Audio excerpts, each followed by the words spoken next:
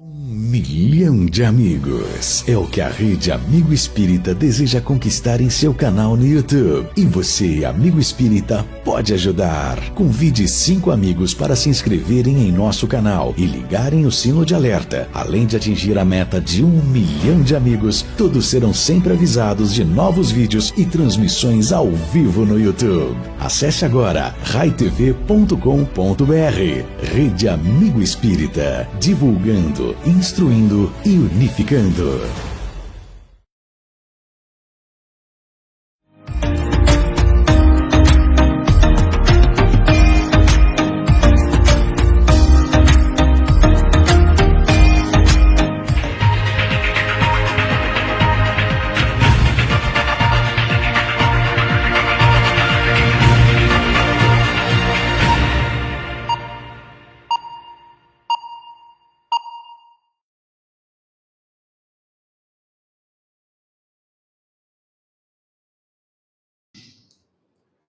Então, boa noite a todos.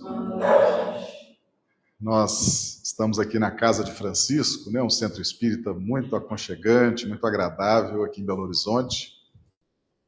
E já fica aí o convite, né, o pessoal de Belo Horizonte que quiser comparecer, às quartas-feiras, 20 horas, nós estamos aqui.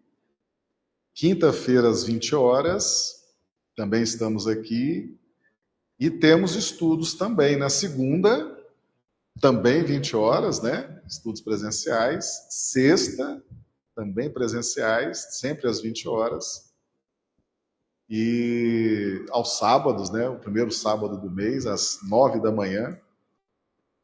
Então a gente convida os amigos que estão aí nos acompanhando pela internet. Domingo também, né? Estudos presenciais, às 10 da manhã. É uma casa com muitas possibilidades de estudo. Então, a gente faz esse convite para os amigos de Belo Horizonte que compareçam. É uma casa muito acolhedora, muito aconchegante, muito bem estruturada e oferece essas possibilidades de instrução, de estudos. Muito bem, então nós hoje vamos trabalhar o estudo minucioso do Evangelho.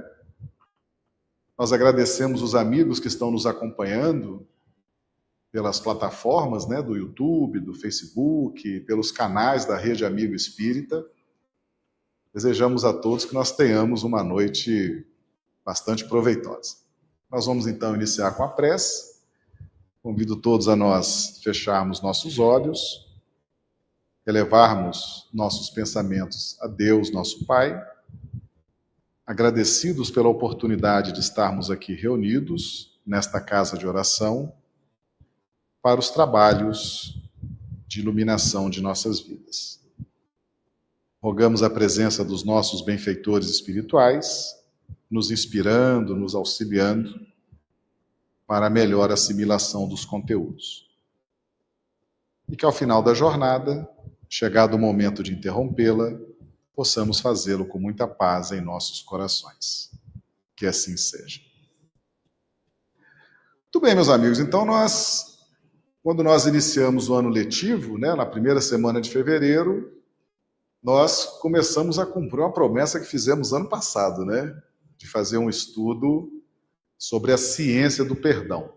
E hoje já é o nosso 5º encontro, onde nós estamos trabalhando o Evangelho de forma minuciosa, aquela técnica do miudinho, para que a gente possa entender, contextualizar, entender bem a importância do perdão em nossas vidas.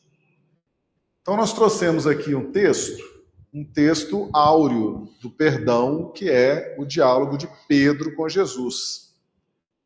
E aqui eles vinculam o perdão ao processo de uma etapa setenária e mais especificamente ao ciclo 7. Né? Então eu vou pedir para Consuelo fazer a leitura aqui desse texto que está destacado em vermelho, Consuelo, por gentileza. Então, Pedro, aproximando-se dele, disse: Senhor, até quantas vezes pecará meu irmão contra mim e eu lhe perdoarei? Até 7? Jesus lhe disse: Não te digo que até 7, mas até 70 vezes 7. Perfeito. Está lá no Evangelho de Mateus, capítulo 18, versículos 21 e 22. É muito importante a gente contextualizar o perdão no seu aspecto de processo, para que a gente possa adentrar nas minúcias. Porque se a gente adentrar nas minúcias, a gente partir do específico para o geral, a gente pode se perder. Então a gente começa do geral para o específico.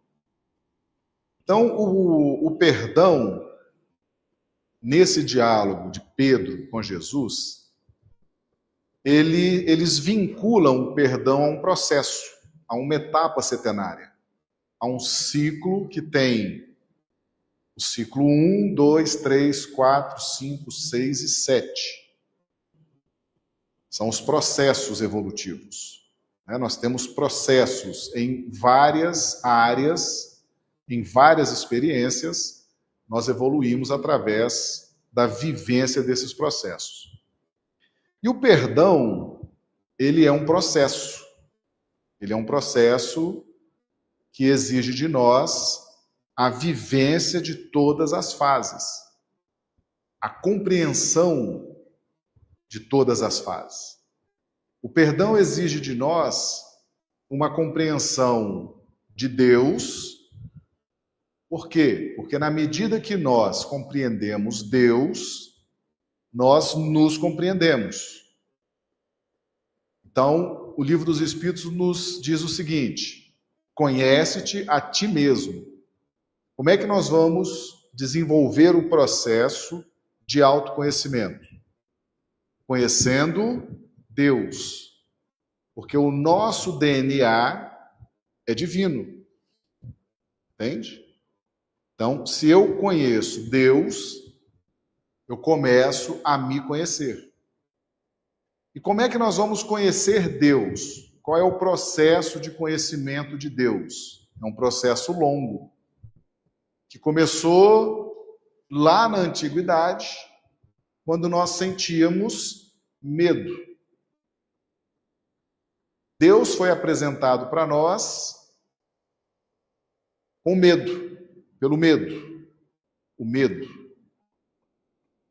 Então, o temor embasou a lei de adoração nos movimentos iniciais desse processo. Emmanuel traz isso nos seus livros. Os primeiros movimentos da fé se deram na pauta do medo. E com isso nós fomos desenvolvendo um conhecimento de Deus a partir do poder que observávamos à nossa volta.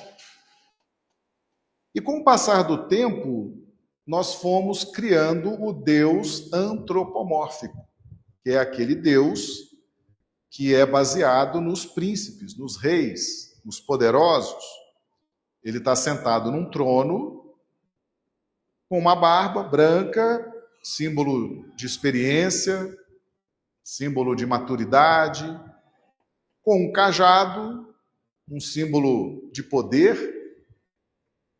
Os pastores usam cajados, o cajado está sempre associado ao poder, com anjos que supostamente imaginávamos que eram criaturas criadas à parte, seres perfeitos, que não sofriam como nós, não tinham as dores que nós tínhamos. Então nós víamos Deus e seu cortejo de anjos como seres felizes, seres fantásticos, existentes, criados para serem felizes. E nós aqui, criados para o sofrimento, criados para a dor. E com isso, a gente desenvolveu uma estratégia de agradar o soberano. Nós começamos com sacrifícios de animais, sacrifícios humanos, uma forma de acalmar o humor de Deus, que nós imaginávamos que Deus teria o mesmo mau humor dos nossos reis, dos nossos soberanos, aquele humor que flutua e que, a depender do humor, nós seríamos até condenados à morte, ao extermínio, à miséria. Então nós passamos a ter preocupação, como tínhamos com os soberanos da terra, em não desagradar e, se possível, agradar. E aí então desenvolvemos os sacrifícios de sangue, e assim íamos sempre tentando conhecer cada vez mais Deus. Tivemos o Deus dos exércitos, muito mencionado na cultura judaica. Esse Deus dos exércitos encaixou bem na mentalidade judaica, né? Uma mentalidade altiva, desbravadora, uma mentalidade que precisava de um Deus dos exércitos para manter a ideia de Deus único, porque eles eram o único povo do planeta que concebiam um Deus único. As outras culturas eram politeístas. E isso gerava problemas. Isso gerava dificuldades, gerava embates. Então, esse Deus dos exércitos que destrói os inimigos, que projeta Israel no comando, no controle, na difusão da sua cultura, foi um Deus muito difundido pelo mundo afora. E aí veio Jesus trazendo a ideia de Deus Pai. Deus Pai, que até então não era um conceito familiar, e agora passava a ser um conceito familiar. Deus Pai, Pai nosso. E Jesus deixa bem claro que a compreensão de Deus nos diferencia. Impressionante isso, né? Ele fala meu Pai e fala vosso Pai. E ele, em outra ocasião, fala sede perfeitos, como perfeito é o vosso Pai. Ele concebe Deus de uma forma bem superior, bem diferente da nossa. Ele conhece Deus de uma forma que nós ainda não conhecemos, mas estamos caminhando para conhecer.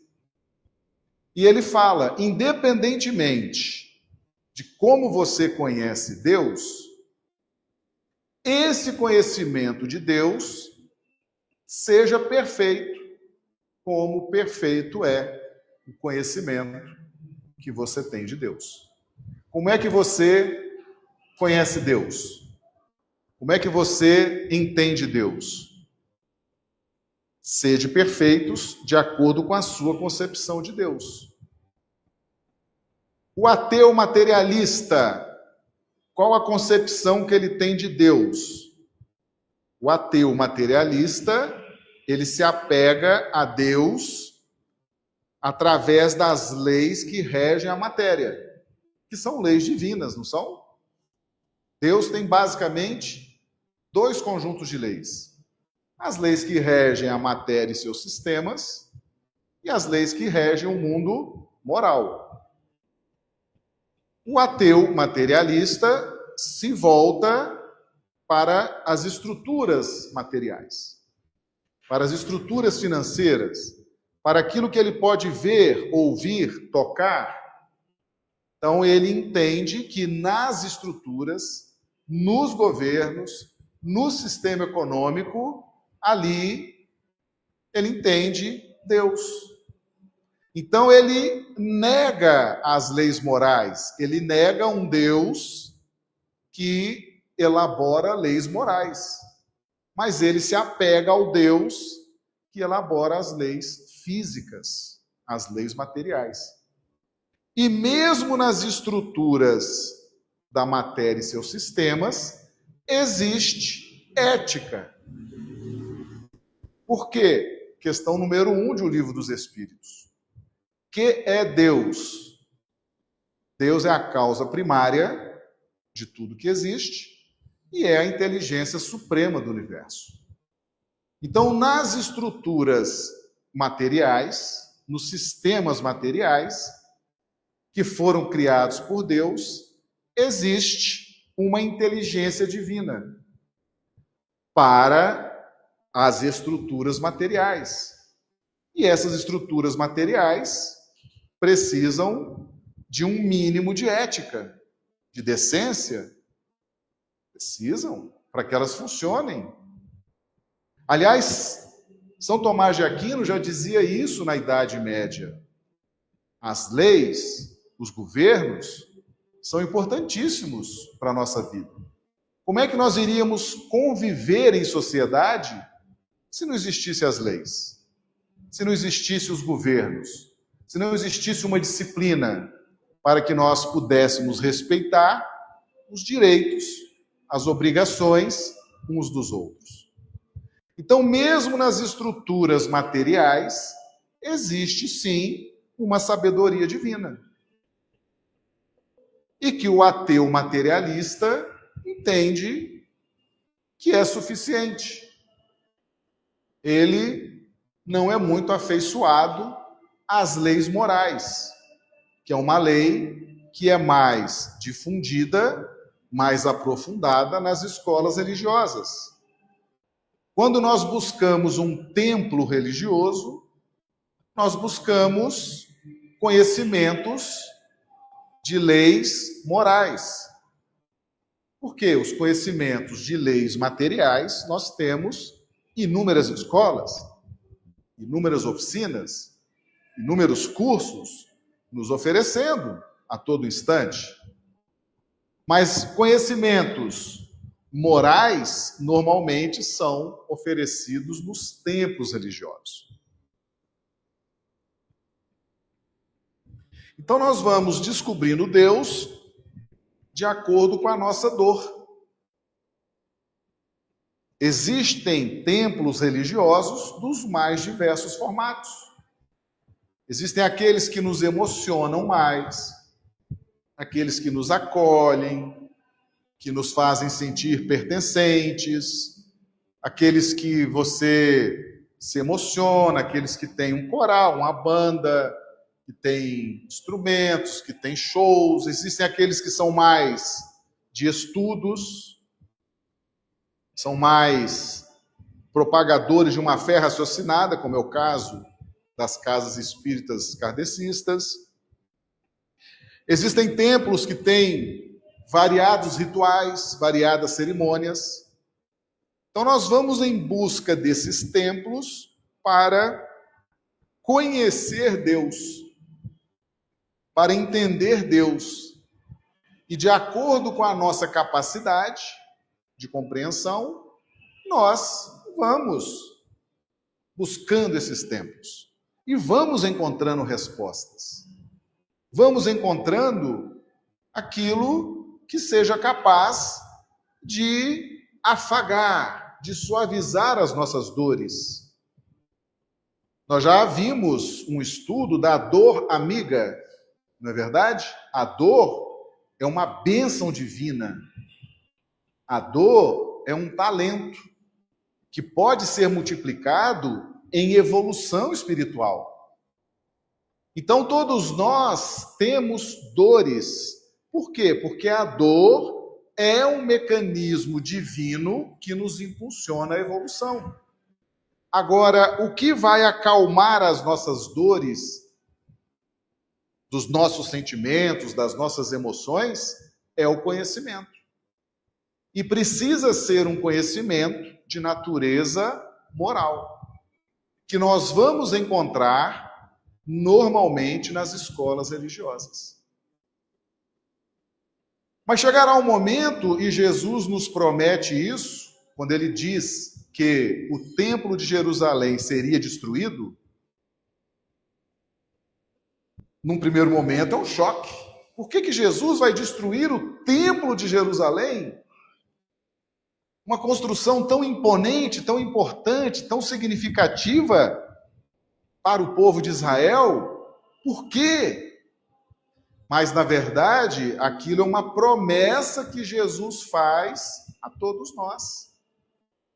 Por quê? Cada templo é concebido por Deus dentro de uma faixa de inteligência, dentro da necessidade que os filhos têm dessa busca pelo Pai. Existe um princípio pedagógico bíblico que diz o seguinte: não dê pérola aos porcos. Então, o conhecimento, ele precisa ser ministrado de acordo com a capacidade de busca, de interesse, de confiança que cada aprendiz se apresenta para essa busca.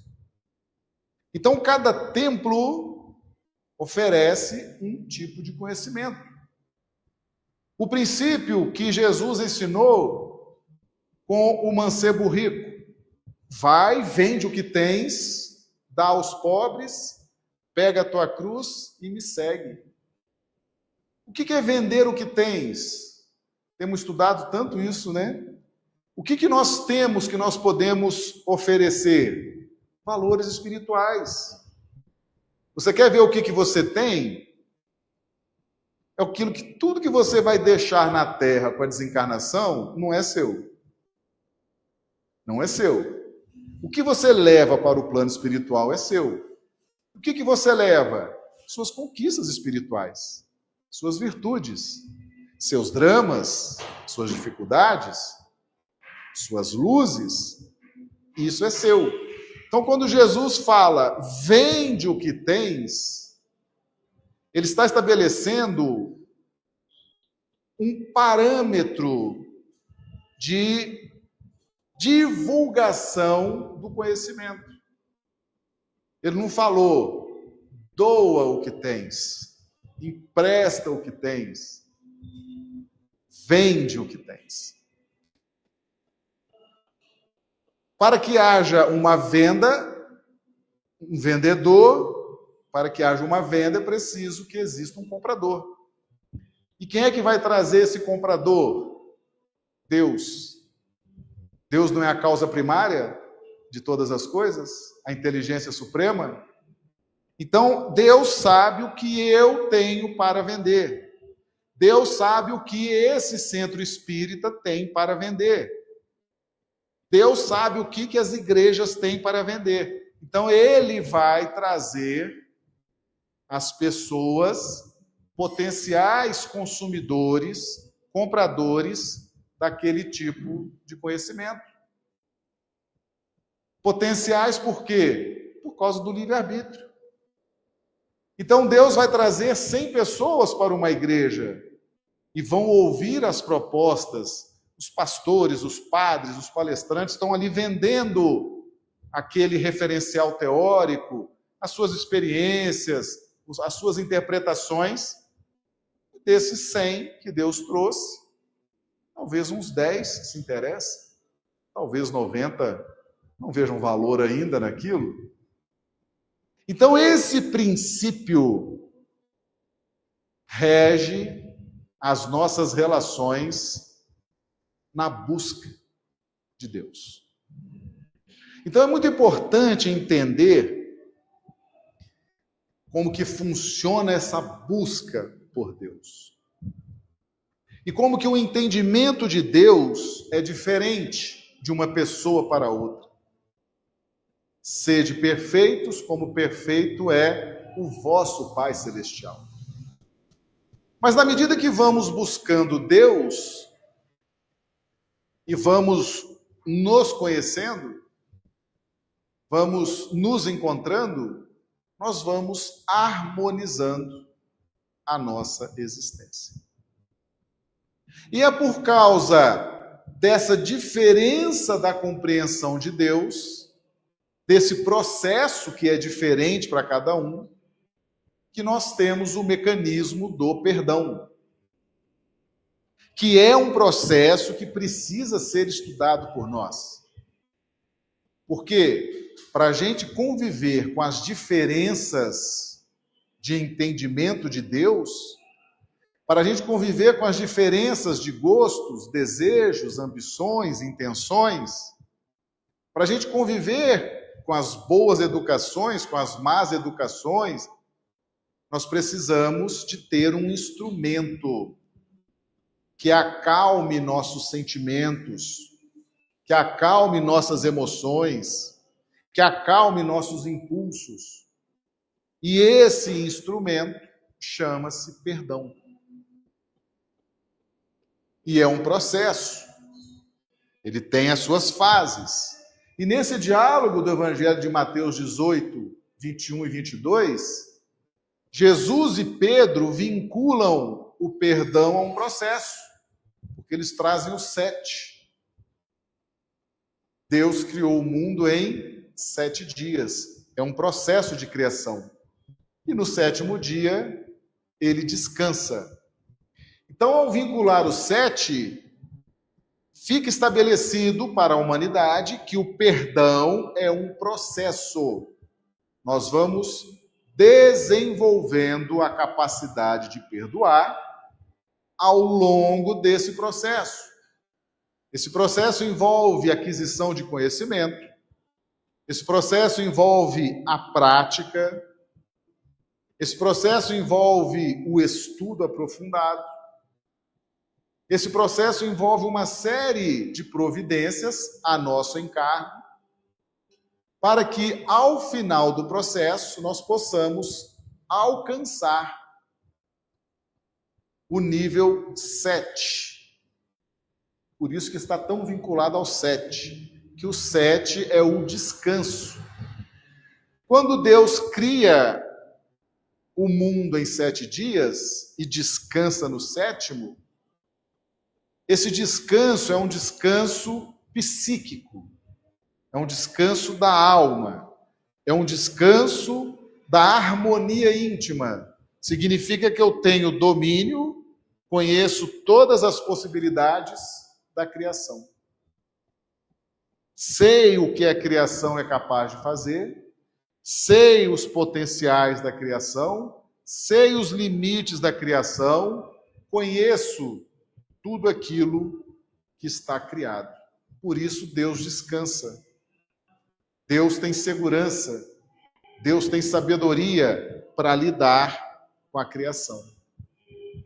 E o perdão é o mesmo processo. Quando eu chego no ponto 7, que é o ponto do descanso, quando eu perdoo, significa que eu tenho domínio das relações humanas. Eu entendo as pessoas. E não só as pessoas, eu entendo da arte de ferir. O ministro Flacos, no capítulo 1 do livro Libertação, ele fala, por exemplo, das zonas trevosas, das zonas umbralinas, que são especialistas na arte de ferir, de incomodar. Então eu começo a ter domínio sobre o que são as pessoas, suas possibilidades, começo a entender as estratégias de ferir, de magoar, de ofender. Começo a entender, por exemplo, o que são pessoas narcisistas, o que são pessoas egoístas, o que são pessoas... Começo a entender, começo a perceber o que se passa nas mais diversas individualidades. Começo a entender como age o plano espiritual. O plano espiritual das sombras, o plano espiritual alojado nas trevas. Eu estou numa casa espírita, eu começo a entender a atuação do plano espiritual inferior na casa espírita, na minha família, no meu ambiente profissional. Não é um processo? Não são vários capítulos, vários livros, vários tipos de conhecimento diferentes? É um processo. Então, perdoar não pode ser algo precipitado, porque senão a gente entra em conflito. Por exemplo, eu perdoo uma pessoa, aí amanhã me pego dizendo o seguinte: não, eu perdoei a pessoa, está perdoado. Mas aquela pessoa tem esse defeito, aquele outro. Ué, então se você perdoou, por que está falando mal? Por que está criticando? Então você perdoou, é aquele perdão de meio do processo, né? Você aprendeu algumas coisas sobre o perdão, mas não aprendeu todas. É o perdão de quem está no meio do processo, no meio do caminho, né? E aí você se pega falando: puxa vida, estou falando mal, então eu tenho que aprender que o perdão envolve também o silêncio, envolve não murmurar, não ficar buscando o defeito do outro, não ficar acentuando o defeito do outro. Percebe o que é o processo? O processo é isso. Você vai pegando valores morais e vai fortalecendo os seus sentimentos.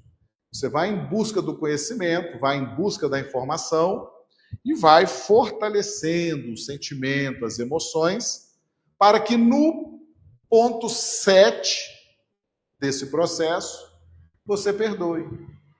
Mas é aquele perdão com domínio da situação. Por que você está perdoando? Por causa disso, disso, disso e disso. Depois que você perdoar, qual vai ser a sua postura? Essa e essa.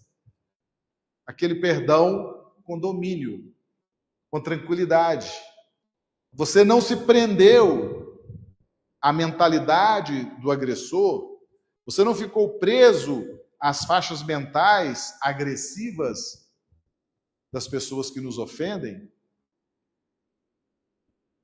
E quando Jesus ensina o perdão, porque Jesus vincula o perdão ao 7, não vincula? Não vos digo 7 vezes, mas 70 vezes, 7 vezes. Quando Jesus, o último ato de Jesus, pregado na cruz, o último ensinamento, a última demonstração das suas virtudes, foi ele rogar ao Pai: Pai, perdoa-os, porque eles não sabem o que fazem. Surpreendente isso, né? Todo mundo esperava que ele fosse mais agressivo, usasse palavras mais agressivas, agredisse os ofensores. Mas ele: Pai, perdoa-os, porque eles não sabem o que fazem. Ali ele mostra que ele também, a exemplo de Deus, tem no perdão, o perdão com Jesus está encaixado no ciclo 7. O que significa isso? Jesus não se ofende com as nossas ofensas. E com isso ele demonstra que Deus também não se abala, se ofende com as nossas ofensas. Porque Jesus revela Deus, não revela? Então ele está na cruz, podia estar ali jogando um monte de praga na humanidade. E ele fala: Pai, perdoa-os, porque eles não sabem o que fazem. Então ele demonstra que ele não encerra a sua jornada encarnado, ele não guarda mágoa de ninguém, ele não guarda ressentimento de ninguém, e ele tinha pleno domínio sobre tudo que a humanidade que estava ali contemporânea a ele poderia fazer. É um Cristo, né? Aliás, havia muita dúvida de onde Jesus trazia tanto poder. E ele pôde demonstrar o seu poder, a sua luz, no grau máximo durante a crucificação.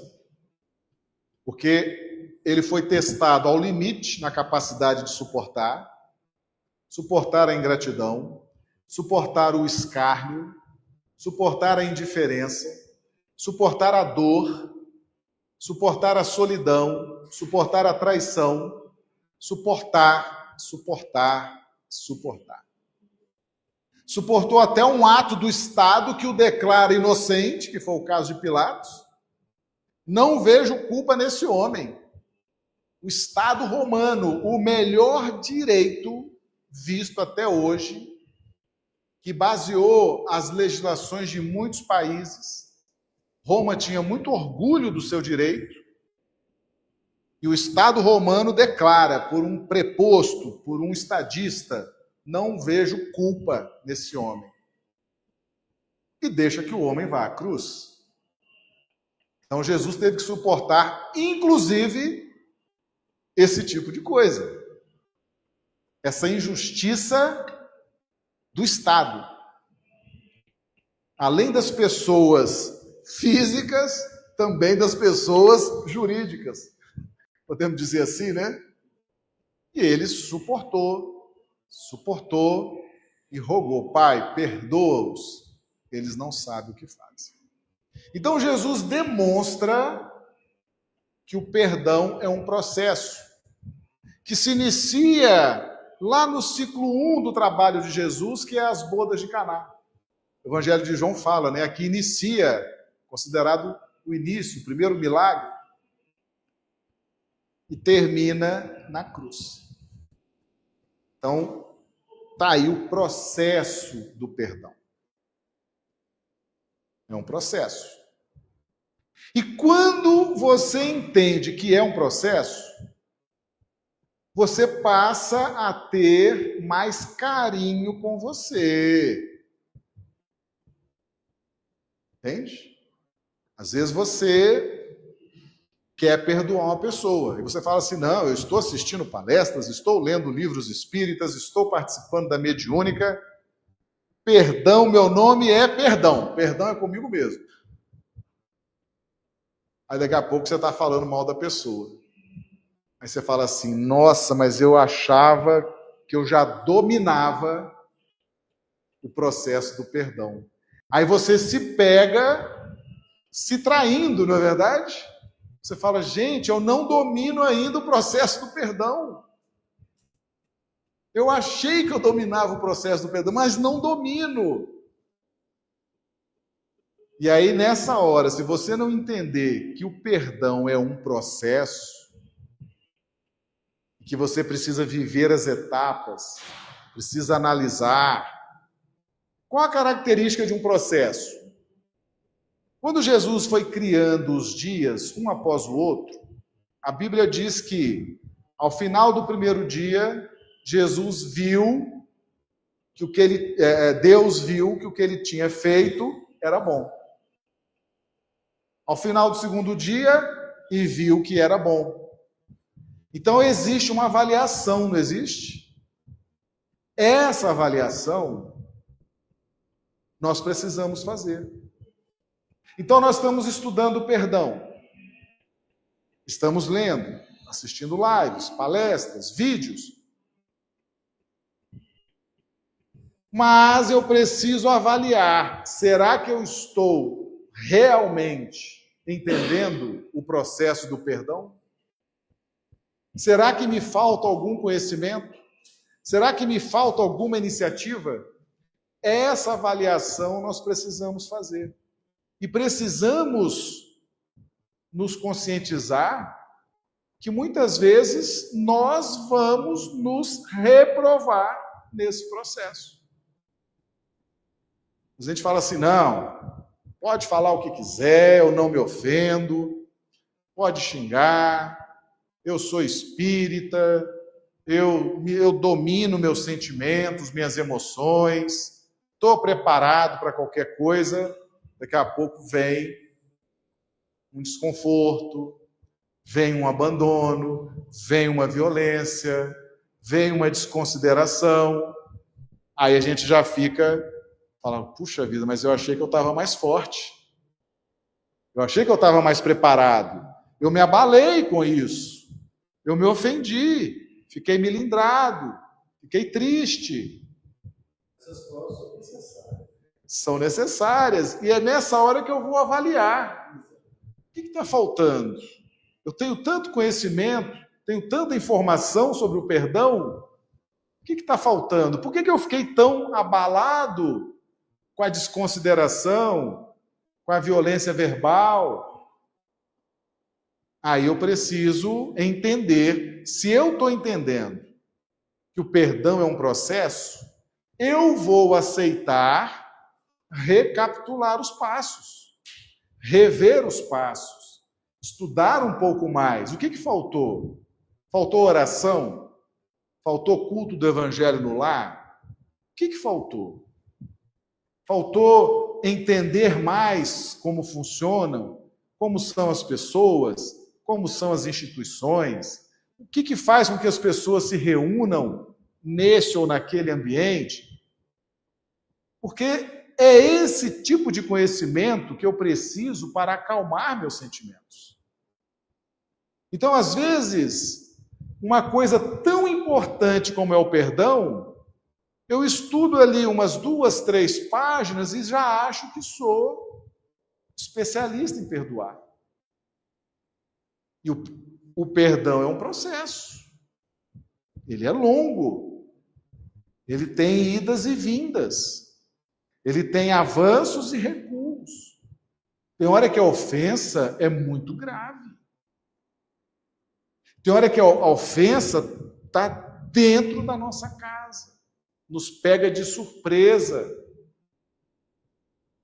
O fator surpresa, às vezes nós nos preparamos muito, programamos, sabíamos que poderia ter uma reação agressiva, inconformada de alguém distante, mas de repente alguém de dentro da nossa casa nos surpreende.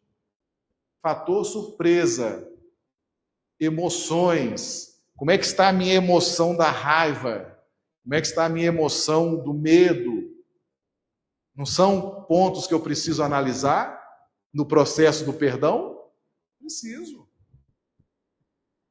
Às vezes eu estou me especializando em perdoar o próximo, desde que ele esteja distante. Aquele próximo que está, assim, algumas quadras de distância, esse eu sou especialista em perdoar. Porque ele não tem muita intimidade comigo, a opinião dele não me importa muito. Eu já entendo alguns processos, mas e esse próximo que está próximo mesmo, dentro de casa? O filho, a esposa, o marido, o pai, o irmão, a mãe, que nos surpreende de repente com uma agressão. Então, eu tenho que me preparar para esse próximo que está mais próximo. Porque ali envolve sentimentos, ali envolve laços, às vezes até kármicos, profundos. Às vezes estamos num processo de reajuste, e num processo de reajuste, as agressões se tornam mais frequentes, mais específicas. Os inimigos nos estudam detalhadamente. A agressão de um inimigo pessoal, ela é mais contundente, ela fere mais, ela magoa mais. E eu preciso me preparar dentro do processo do perdão. Entende por que o perdão é um processo? Eu tenho que estar atento a todos os títulos de relações que eu tenho. Pai, mãe, esposa, filho, marido, primo, cunhado, sogra, vizinho, chefe, empregado, colega de trabalho. De onde vem a agressão? Tem agressões que estão coladas no nosso emocional, outras estão mais distantes.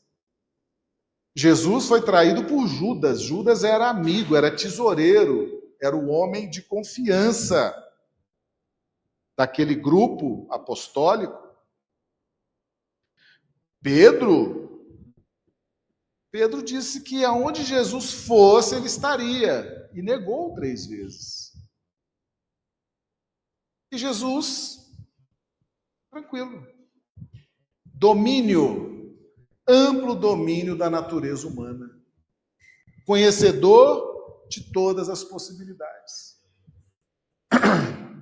Então, o processo, perdão é um processo, e a gente tem que ter humildade de buscar todas as nuances do perdão. Porque só o perdão é capaz de nos dar esse descanso. É descanso mesmo, gente. É fluidez na relação. É fluidez na sua saúde física, mental, espiritual.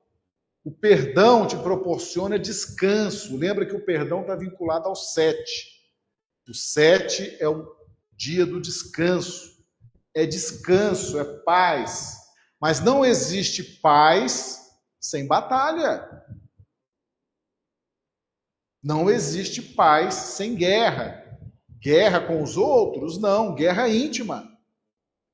Por dentro de mim, guerra, batalha, o homem velho contra o homem novo. Batalhas, guerras. Aí eu alcanço a paz. Não foi isso que Jesus falou? Não penseis ao mundo que eu vim trazer a paz, mas vim trazer a espada, o conflito do homem velho com o homem novo. Depois dessa guerra, aí vem a paz.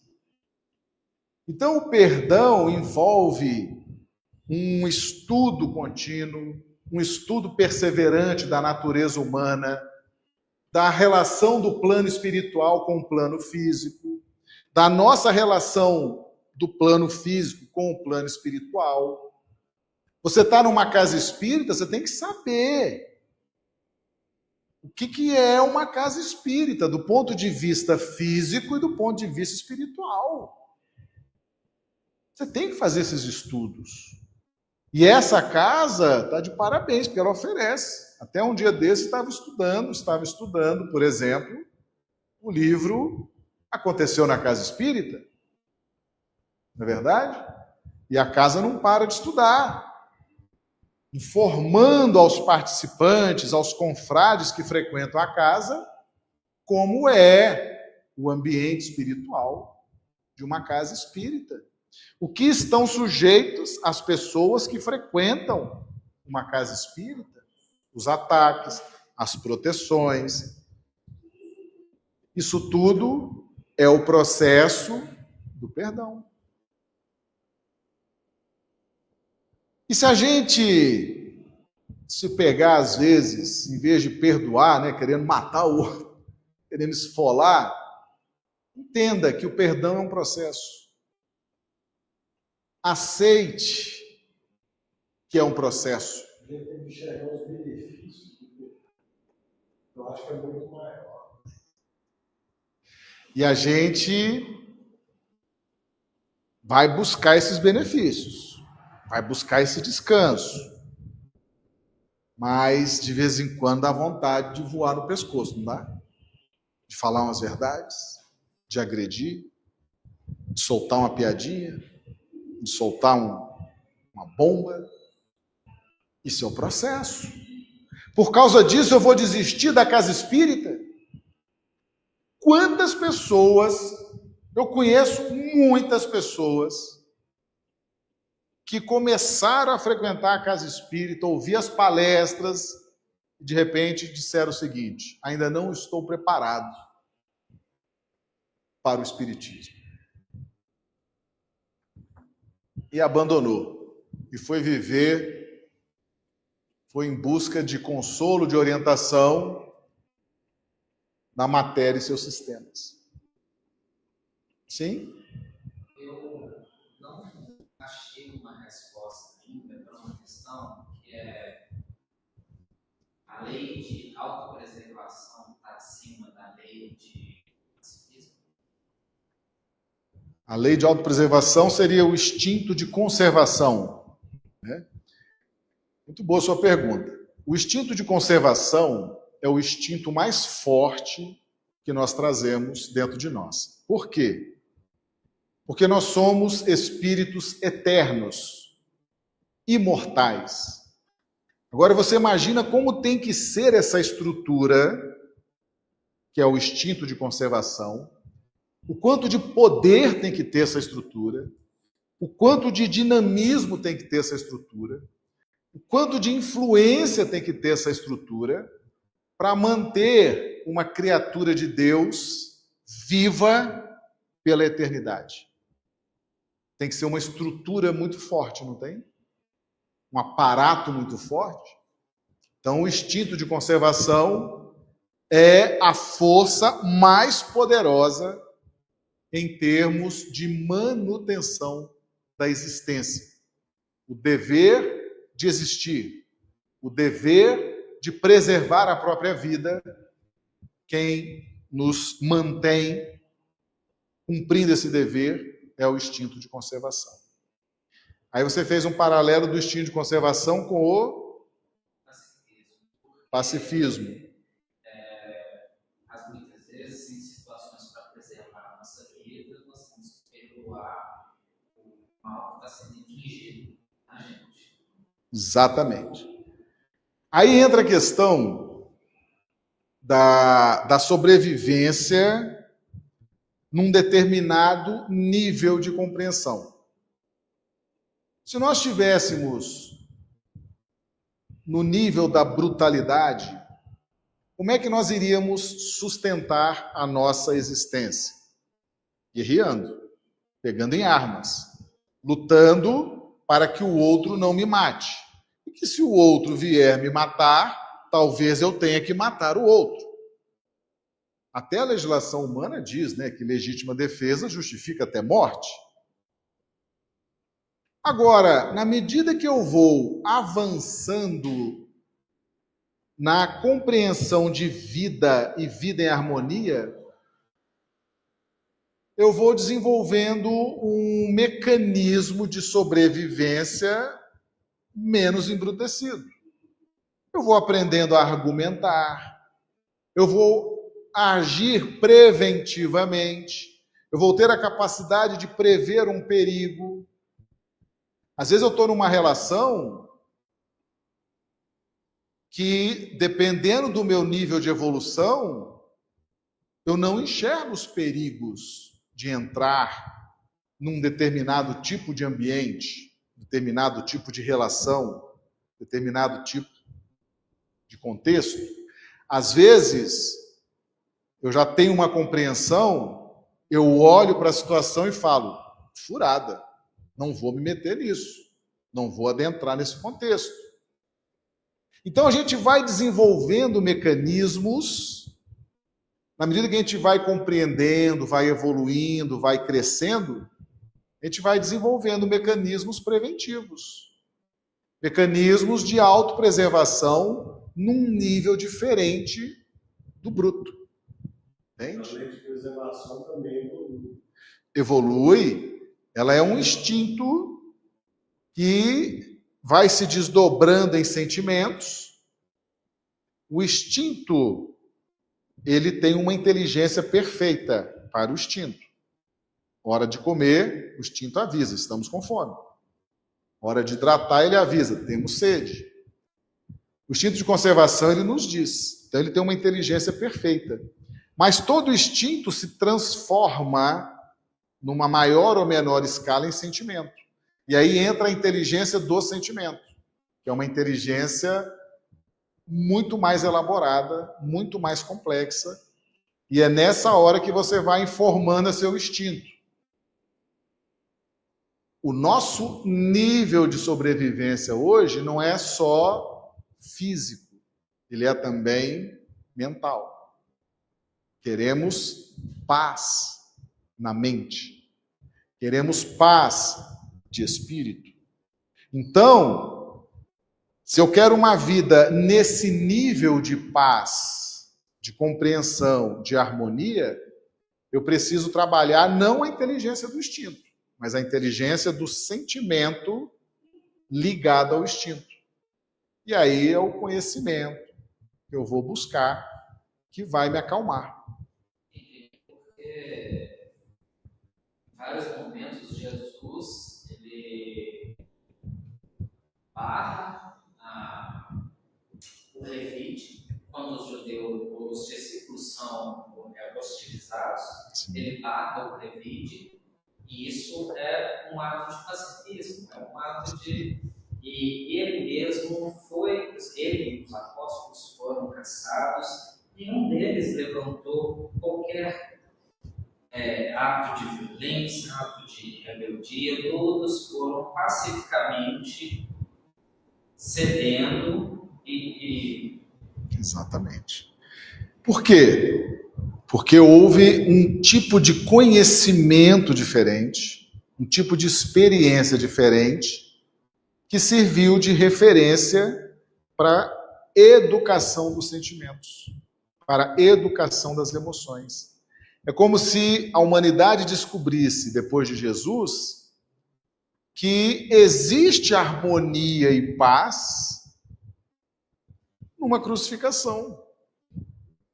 É surpreendente quando Jesus, depois que passou todo o martírio, roga ao Pai: perdoa-os que eles não sabem o que fazem. Para o bom observador, ele vai entender o seguinte: existe paz e harmonia, existe vida em abundância no caos. Depende do meu posicionamento. E aí nós queremos alcançar isso. Imagina um planeta como esse, em que a cada instante somos agredidos. Seja pelo governo, seja pelo vizinho, seja pela família, seja pelas empresas, pelo mercado, seja pela mídia, seja... Não há agressões de toda a ordem? É possível viver em paz nesse ambiente? Jesus demonstra que sim. Demonstra que sim.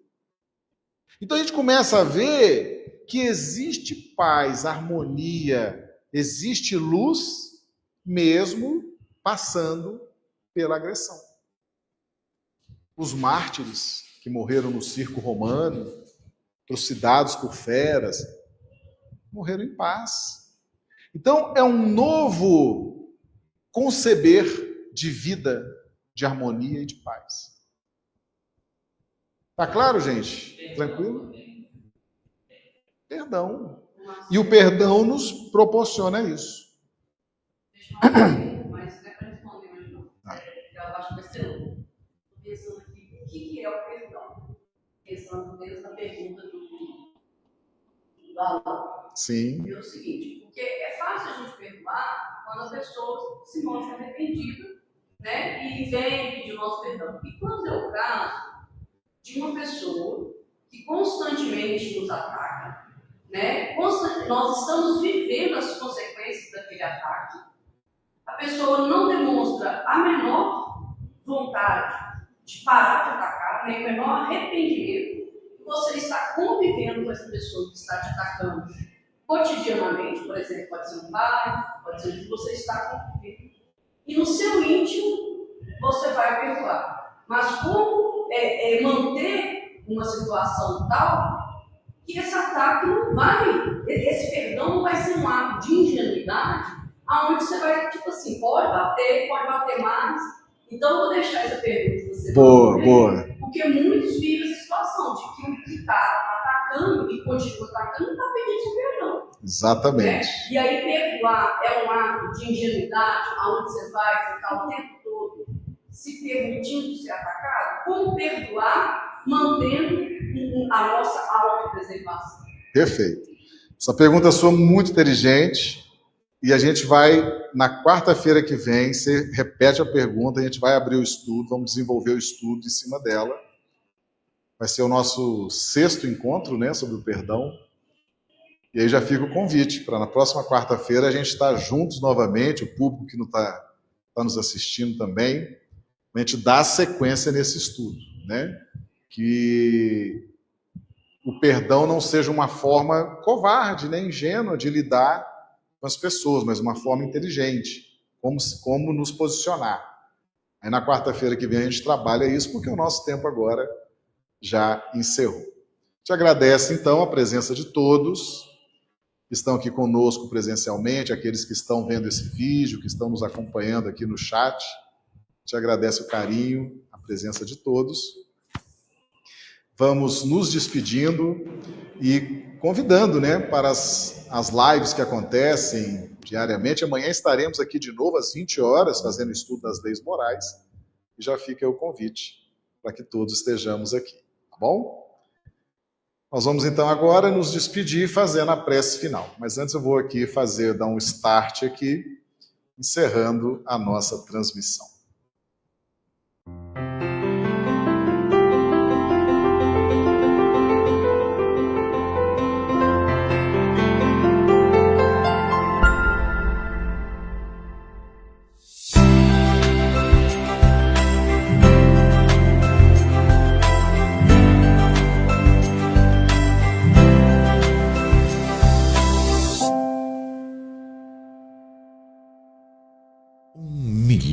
De amigos é o que a Rede Amigo Espírita deseja conquistar em seu canal no YouTube. E você, amigo espírita, pode ajudar. Convide 5 amigos para se inscreverem em nosso canal e ligarem o sino de alerta. Além de atingir a meta de 1 milhão de amigos, todos serão sempre avisados de novos vídeos e transmissões ao vivo no YouTube. Acesse agora raitv.com.br. Rede Amigo Espírita, divulgando, instruindo e unificando.